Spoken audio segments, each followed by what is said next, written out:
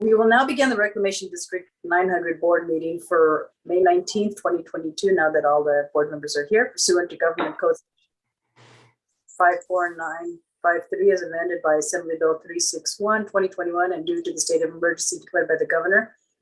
On March 4th, 2020, members of the Reclamation District 900 board trustees and staff will participate in this meeting via teleconference. To reduce the spread of COVID-19, members of the public may watch the meeting by YouTube at the Reclamation District 900 website. Next, we'll go to item 1A, presentations by the public on matters not on the agenda within the jurisdiction of the district. The agency is prohibited by law from discussing issues not on the agenda brought to them at this time. Mr. General Manager, are there any requests to speak by the public? There are none. All right, thank you. Next is item 1B. Mr. General Manager, will you be doing the report out on the closed session? I will, thank you. So I wanted to report out on the closed session from the previous meeting, and I need to get my notes, sorry. On the recruitment for the general manager. So per the authority and direction given to me by the board at the last closed session, I negotiated a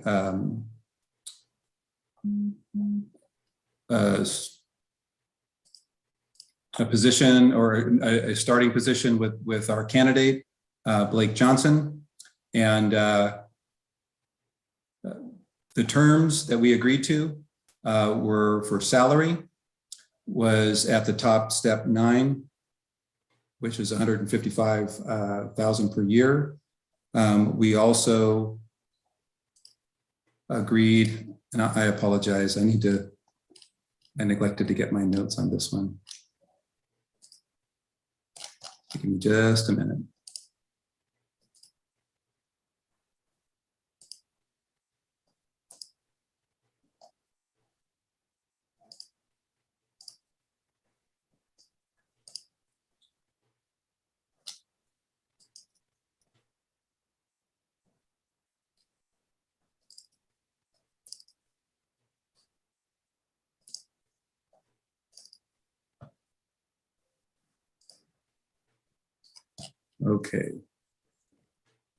Okay, so the starting salary is $155,000 per year.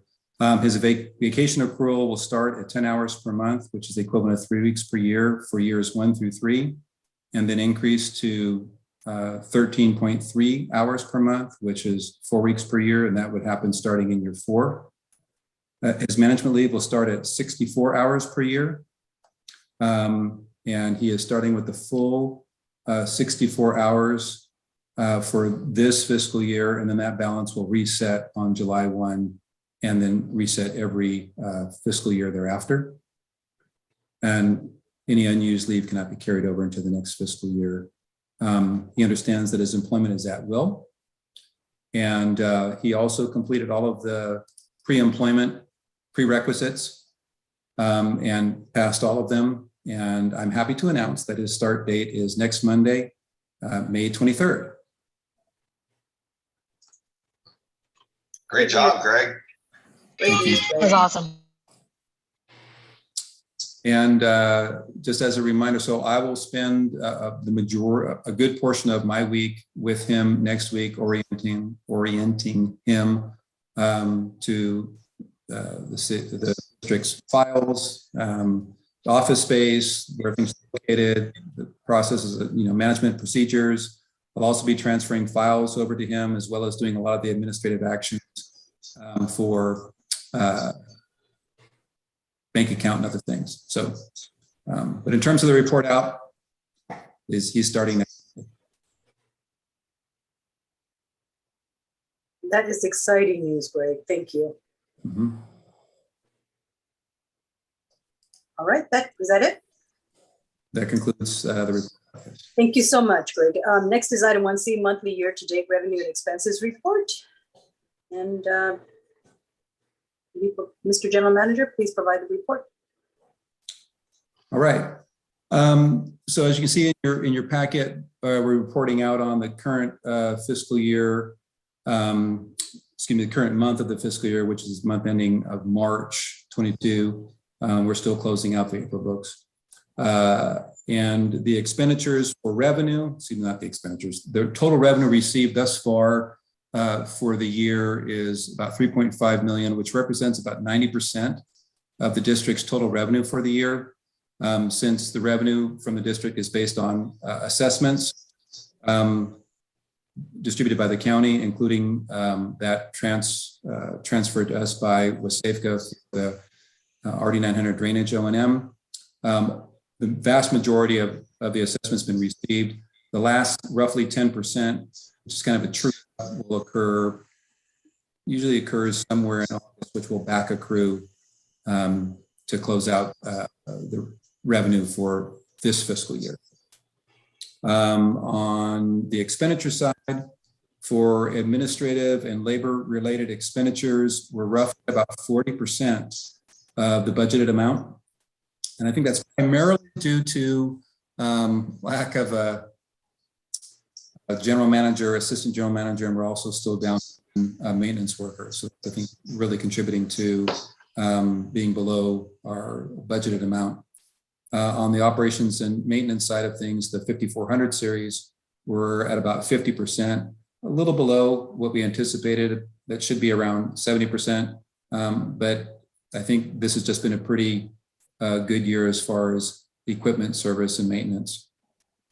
And then on the repair, replacement, rehab, that's essentially the CIP account of the amount expended, the 902,000, that was primarily for the courtyard improvements over the course of the last fiscal year. That it's almost 850,000 of that 900 is accounted for with the Drever Street remodel.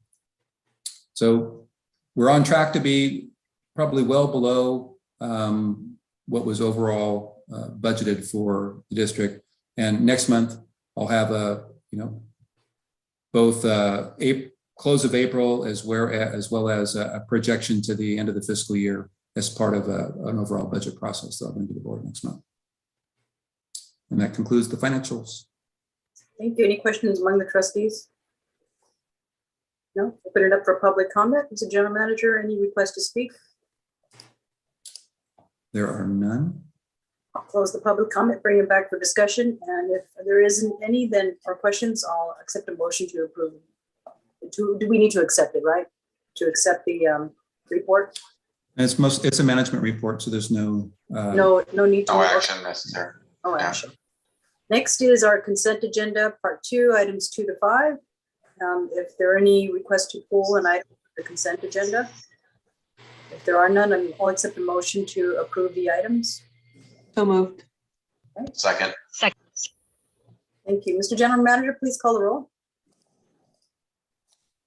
Sure. Director Ledesma? Aye. Director Early? Aye. Director Orozco? Aye. And President Guerrero?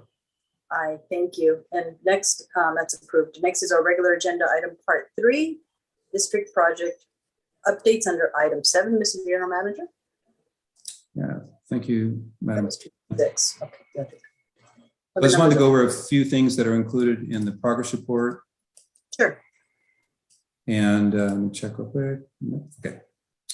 Assessment administration, staff anticipates bringing an item to the board in June for securing services for assessment administration for the coming fiscal year 22-23. So stay tuned for that item. The shared services agreement, I just wanted to update the board. The agreement was extended through September 26th. We're getting a little thin on funds. There should be enough, as I'm going to be transitioning out of, full-time management and transitioning over to the new general manager. Hopefully there's enough capacity on that agreement to carry us through a few months of that transition, but I'll report back each month as we go. And perhaps the new general manager will be reporting back. Greg, can I, Madam President? Yes. Can I interject a question, Greg? So as it winds down, we have a transition in place. Is there a need to,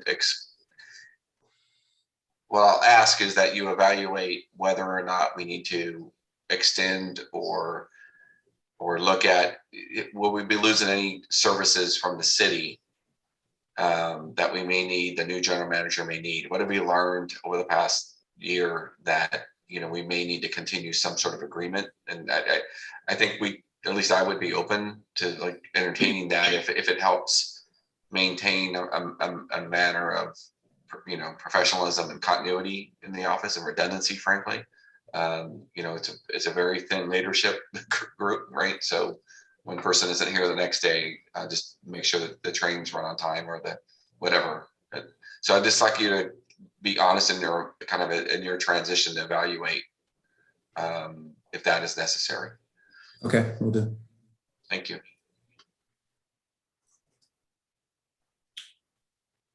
Okay, the next item on the report has to do with GASB 75. And I just want to report out that I entered into an agreement or renewed an agreement with Total Compensation Systems for reporting, including actuarial information that's necessary for the district to comply with the accounting standards.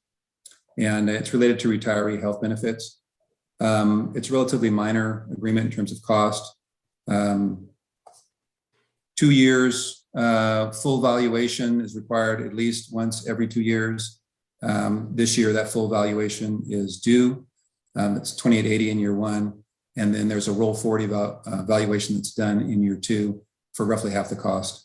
And those, because we renewed by the end of, by a certain date in May, we also were able to get a 10% discount on the services. So I want to report that out. This is also a budgeted item in the district's O&M budget. So specific to budget, last year the board adopted 3 budgets, 900 drainage, 537 drainage, and levy maintenance. This type of budgeting, which is really more in line with fund accounting, is really more than the district's software can handle. And so it's kind of a square peg round hole. Sort of lessons learned over this year, using the software, using the budget as they were approved, and then going through the audit process and spending more time with the district CPA. It was very clear through the audit process that having separate budgets for these sort of service areas is not required. And in fact, if it was recommended for it going to continue with those 3 operating budgets, that we move to a fund accounting, which is really another level of accounting software, as well as data entry and data and software management than the district currently has, with, I'll say, marginal benefits. Certainly in my experience, I think there's marginal benefits. So my recommendation to the board, as you'll see next month when I bring a budget item back, I'll report out on the individual budgets that were adopted, how well they've performed over the course of the year. Budget actuals, we'll do projections as far as how they're going to, what we think we're going to close out for those budgets. And then I'm going to roll the whole thing up to show it as if it was one budget, how it performed over the year. And from that roll up, I'm going to recommend one budget to be adopted by the board moving forward for 22-23. I think we'll still be able to track by earmarking expenditures for the 537 area or levy maintenance, and there's still a need to do that. But this notion of transferring funds between to cover, let's say, the labor costs from the levy maintenance fund, their share, or the 537 drainage fund to cover its share. The software that we have just can't do that. And so we adopted these methodologies in place that the system just really can't do. And so we're keeping spreadsheets on the side to illustrate that, but it's really more than what can be done with the QuickBooks. And again, per the CPA and per the auditor, the QuickBooks method and having one budget really is fine for district operation. And after spending a year doing this, I tend to agree. So I just kind of want to give that update and sort of set the stage, if you will, for the item that's coming next month. So it's not too much of a surprise. I'll pause there and accepting feedback that the board may have. Thank you for that update, Greg. That's really helpful to see your assessment, your findings. Are there any comments or questions among the board members? Okay. Then moving on, the levee maintenance again is all focused on vegetation management. I will say that today the staff did not go out and do any mowing because of the red flag warning and the high wind. In fact, I saw an item on the news this morning about recommending not doing industrial mowing because of the risk of, rock strike and or fire hazard. And so the staff spent the day doing shop cleanup and other maintenance of equipment, getting ready for it to go out again. So, and they actually, superintendent had made that decision before he and I had even spoken this morning. So I feel happy to hear that they were being proactive about that.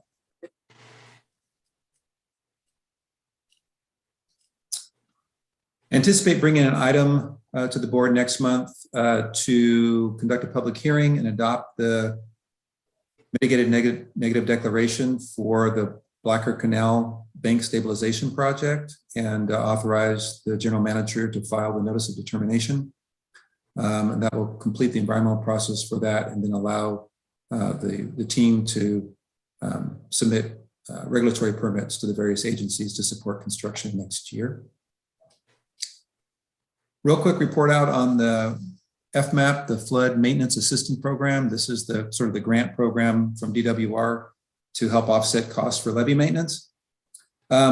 We completely closed out the 2021 FMAP and we were able to fully utilize the entire grant amount of $205,100.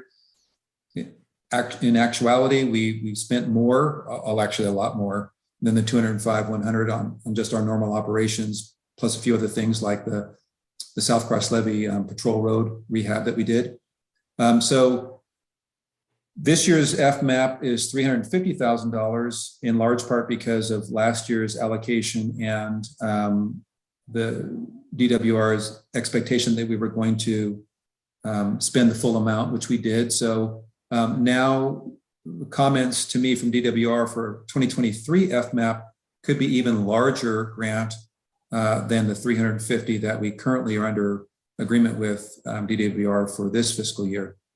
It's a fiscal year agreement, but it covers a calendar year operation. So the $350,000 for the 2022 FMAP covers work from January through December of this year. And work items under 2022 FMAP, probably the big work items will be repairing the levee crown hinge on Southport, where we had the desiccation cracks last year, as well as doing some erosion repair or sediment management. There may need to be a small sediment management project along the O&M corridor adjacent to some development along Southport. So those are the two sort of big ticket construction type items.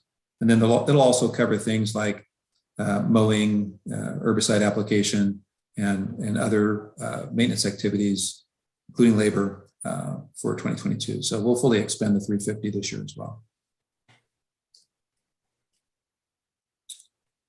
Then on the levee inspections, DWR completed its annual inspection on May 4th. The preliminary report that I got the day after the inspection from the DWR was there were no significant findings. And then under emergency preparation, I think I've reported out in previous meetings that staff, the superintendent and the foreman have attended some tabletop exercises that the city has hosted. And there's been a series of them, and they will continue leading up to this regional exercise that is scheduled. I just got an update today for August 25th, but there's going to be some additional preparation exercises end of June, end of July, and then ultimately culminating in this regional exercise towards the end of August. And staff will continue to participate in that as well. For WSAFGA, right now, all eyes are on the 2022 work plan and the Corps' issuance of it. I'm going to check the website right now. I've been checking it all day, every day. Still no update. That's hilarious. So it was due last Friday. And so we just keep checking it, waiting to see when it drops. Pretty slim chance that there's additional funding for our project in the work plan. That's okay in the grand scheme of things, but right now the Corps is only slated to construct half of what we designed for the Ola Bypass East Levee because of the 17.9 million that was and the new start that we got from the FY22 appropriations process. The Corps' request for full construction was 35 million. So we're hoping we see the 17 million in the work plan. If we do, then it gives the Corps the information they need, right now to be able to move forward with a bid package for construction next year of one bid package and be able to do a more efficient construction of those two reaches. Absent funding in the work plan, we'll be relying on the FY23 appropriations process to play out in a timely fashion so that the Corps knows they have that money coming to support construction. So I will say, Mr. General Manager, that I received a letter dated March 25th, thanking me for the letter that I sent dated February 4th, requesting our 17 million for the work plan by Michael O'Connor. Just wanted to submit that for the record. well, I hope that support turns into additional funding. That'd be fantastic. So I see that our new general manager is attempting to join. His audio is having a little bit of.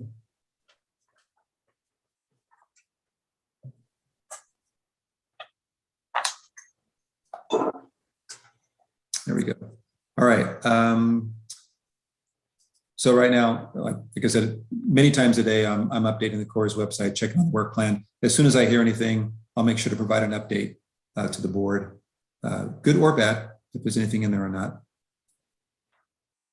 But, let's not forget $80 million in the FY23 appropriations bill is going to do a lot for the flood program in the coming fiscal year. So. And then I think lastly, I'll report out on SB 901. I heard from a little birdie late today that the bill passed the, I'll tell you in a second, a committee.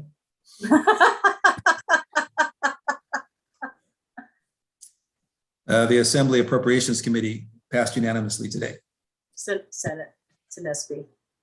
Oh, it's the Senate? Did I say Assembly? I'm so sorry, I meant Senate. Yeah, evidently the birdie put ASM, which I assumed was Assembly. Oh, yeah, it's an SB, sorry, it's Senator Pan's bill. So unanimously passed the Senate Appropriations Committee? Good. Senate Appropriations Committee. It goes to the floor now. But that unanimous passage is actually very helpful because it had a fiscal, a very high fiscal to the state, which meant that it's not taken as seriously.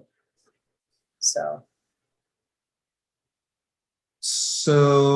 I think there's still this opportunity that we're going to explore, but to add in another section to the bill to extend the SB 5 deadline past the current 2025 deadline to right. flood protection. But that's going to, there'll probably be a lot of discussion around that amendment before we introduce it, because we don't want to introduce it and have it receive a lot of pushback or opposition. So we'll keep the board posted on those negotiations, how that goes, whether we think there's a path forward to include it or whether it needs to move forward at a later date under a standalone bill. So. Can I suggest you do that before it passes off the floor, because then it'll have to come back for concurrence with that amendment, and it may go back to committee. It'll just drag the process, and it's a short legislative year. You won't have a whole lot of time. All right, I'll definitely coordinate with Doug Drozd and Amy Brown to make sure those discussions start up quickly, soon. Okay. Later. And that concludes my updates. Be happy to answer any other questions regarding the progress report or that the board may have. All right, are there any questions among the board members and trustees? No? Nope. No? Thank you, Greg. Thank you, Greg. And let's see. Would you like to add any other, like Mr. Johnson is, I don't know if you wanted to say hi. I'll go putting you on the spot. Oh, he's here. Yes. Well, good evening, and I apologize for being late. Helping a friend up in Georgetown, and signal is not real great where I am. Okay, that's a good. Are you on top of the roof now, trying to get people to call in? Got my arm and leg up as high as I can. And Welcome, Blake. We look well, forward thank to you very much. I greatly appreciate this, and I'm very excited about this. But we're gonna hang on to that. Like this is your, your dream job. Okay, we don't forget. No, it really is. I am. This is fantastic. I'm really looking forward to it. All right, It's good. awesome. Thank you. Welcome on board, Blake. Thank you. And during the interview, you hadn't met Trustee Ledesma, so he's here now. Great. Yeah. So he's, And his start time, Greg, is next Monday. Is that right? Yes, 23rd. Okay, so Greg, if you and I can touch base via email, maybe I can coordinate the time to drop by and say hello. Sure. While he gets on board. That'd be great. Thank you. Look forward to it, Blake. Great. Thank you. I do too.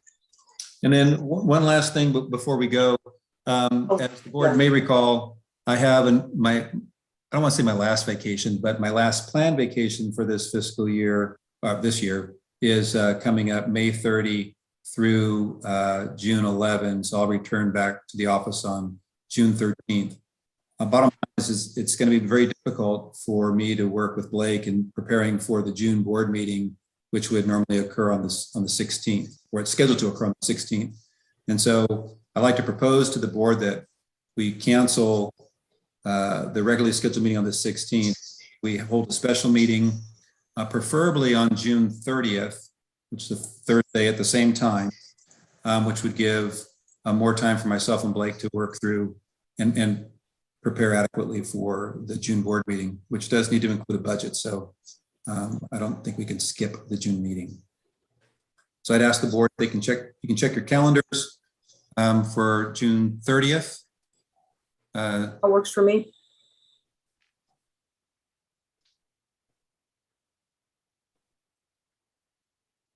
I'm not in a space where I could check the calendar, but I certainly will make it work. That should be good. And I'll send a follow-up email. I'd like to try and get it penciled in as quickly as possible so that for planning purposes, I'll feel better, Blake will feel better, and hopefully you'll feel better. That day works for me too. Just like you said, get it on the calendar fast or it won't anymore. Right. All right. So stay tuned for a meeting request coming your way. And then I'll take care of Blake and I will take care of the administrative actions for canceling the meeting. We'll send the cancellation notice and then we'll get the Zoom on your calendar. Excellent. Thank you. All right. Thank you. And then that definitely concludes all I have to say. Thank you. Mr. General Manager, next is item 7, trustee comments. Are there any comments among the trustees? No. And yes, and Mr. General Manager, can you see when we can put on the calendar our meeting with our new General Manager, Mr. Johnson? Sure. All right, thank you. I'll accept a motion to adjourn. So moved. Yeah. Second. All right, thank you. Mr. General Manager, please call the roll. All right. Trustee Early, Aye. Trustee Orozco, Aye. Trustee Ledesma, Aye. and President Guerrero. Aye. All right, thank you, everybody. Have a good night. Thanks, everyone. Good night. Thanks.